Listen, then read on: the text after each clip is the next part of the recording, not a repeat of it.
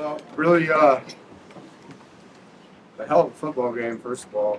And, I wish Mac the very best in his retirement. I really enjoyed coaching against him. As I mentioned before, he was a great mentor to me. And he was in the Big 12 and I was in the Big 12. When I first got to state, he was an announcer. And then we become rivals. So I consider myself blessed to coach against him, a Hall of Fame coach, and proud of the way our guys played. I don't think there's a lot of teams that could go through what we've been through. We've had a lot of crazy stuff happen this year. And you lose your starting quarterback to start the season. You lose your middle linebacker. Two really good football players. We lose some tough one-possession games. Some fluky things just happen. And everything that could go against us at times has. And the guys just fought.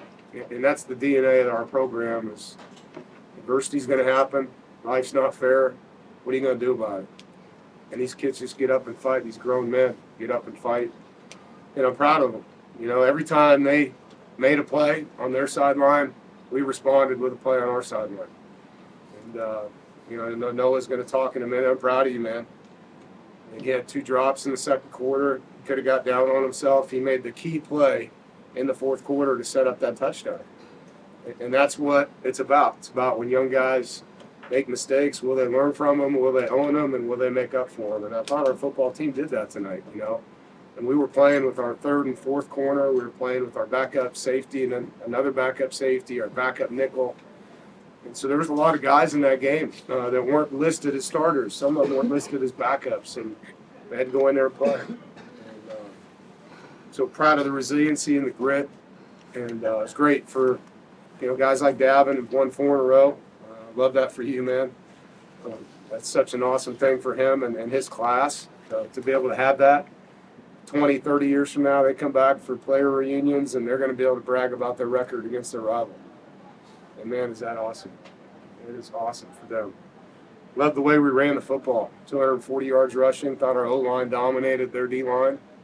Our tight ends are a part of that. Our backs ran really hard. Our wideouts were straining, and it's not the funnest game as a receiver at times. And that's what you're doing, but it pays off over time. We had a really good crack corner that Dakari made a play on that comes off of a run. And so I thought Coach and I and the offensive staff made some good adjustments at halftime. In the second half, we didn't punt. We scored every possession in the second half. And so when you do that, man, it's fun. It's a lot of fun. So heck of a win. Any questions? What was the biggest offense this year? They've all been pretty young offense. How have you seen them grow throughout the season? Yeah, it's a lot of young players. You just had Hollywood up here, redshirt freshman. Obviously, CJ, true freshman. Noah, redshirt freshman. So there's some guys with reps, and when you get reps, you get better. And then you're learning from the experiences of those reps. And the game all of a sudden starts to have recall from other games that you played in. And you can look at things differently because you've had those live reps in games. And even if they don't think about that happening in a previous game that's in there, you know what I mean? And they can go back to that. So I love the way that those guys have come on through the year. It's stayed coachable, It hasn't been easy. There were struggles offensively throughout the year, and then we put some things together. And obviously tonight in the second half, put it together in a big way. You talked about Coach and I, the staff, making adjustments. What was the biggest change, I guess, for your point of view to get the offense rolling? Well, we ran the ball. Every time we ran the ball, it was 5 or more yards. And so you're playing with efficient down and distances. When we threw it, we made catches. We secured the football. We had protection for CJ. He wasn't rushed back there at all. He made some plays with his feet. It's just efficient drives. It's giving yourself manageable third downs. And then, making field goals, scoring touchdowns. We had a really good play call in the red zone for Dante Daniels. Got him wide open for a touchdown for him, which was really cool. But guys just made plays. KC started to make some plays there in the second half, too. It was good to see him get involved because the first half, we just didn't do a good job throwing the football. I think we threw for 19 yards in the first half and 200-plus in the second. Well, this game's important to you every year, but how important was it knowing that you needed it to get to a bowl game? I wasn't even looking at it that way.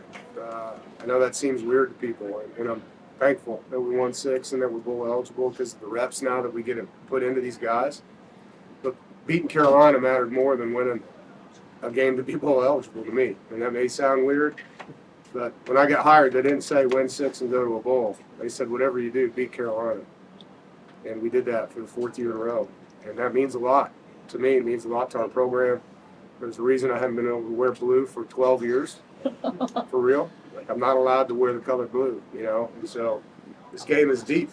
And when I said it's the biggest game of the year, it is the biggest game of the year. And our players know that. Our fans know that. Our administration knows that. And it's meaningful, you know? And I don't say that to brag. I'm just saying that because it's a rivalry. It's the oldest rivalry in the ACC. So don't tell me it doesn't mean more. It does. It means a lot to our fan base and definitely to me as the head football coach. You know, to say that I'm 8-4 now in this rivalry means a lot to me. With all of the injuries to defensive backs, what is it like to see Jackson and Vic make two of the biggest plays in the fourth quarter? Yeah, I'm proud of Jackson. Happy for him. He's been a guy that stayed coachable, stayed patient. This year really has helped us in a lot of different ways on the special teams. Got a chance tonight on defense to help us, and comes up with a big sack. And there's a lot of backstory to that I won't tell you guys, but that was awesome for him, you know, to get a sack in that situation. So you love it when guys like that get in the game and make a big play, man. I mean, the guys are all cheering for him in the locker room. Could CJ have made that pass in September to Noah? Oh, I don't know. You think he could have made that pass? No. I mean, is he grown, obviously? Oh, he's grown. Yeah. Oh, no doubt. His confidence is through the roof, you know. But so is his humility, and that's what makes him a special guy, you know. He cares deeply about the program, his team. And he was in it to win it today, man. He was fired up playing that game. This program's motto is hard, tough, together. Yeah. You know, what does that mean to you, and you know, how do you think the team embodied that today? What does that mean to me? Well, it's our DNA. It's the identity of our program, you know. Philip Rivers said it best, the Wolfpack's not for soft people, you know. And we try to recruit tough guys. Sometimes we got to teach them mental toughness because that's part of it. We try to recruit physically tough guys. Teach them how to be great teammates and great men because we want them to play together. And I always feel like, you know, the teams that are the tightest find ways in adverse situations to hang in there, and our guys have done that. And, you know, the additional piece of that was playing smart, you know, and I think it was hard today to play smart. There was a lot of stuff going on, you know, between the whistles with their guys. And that's an unfortunate part of the game. But we knew going into the game that we couldn't beat ourselves in a game like that and win it. And we were able to do that today.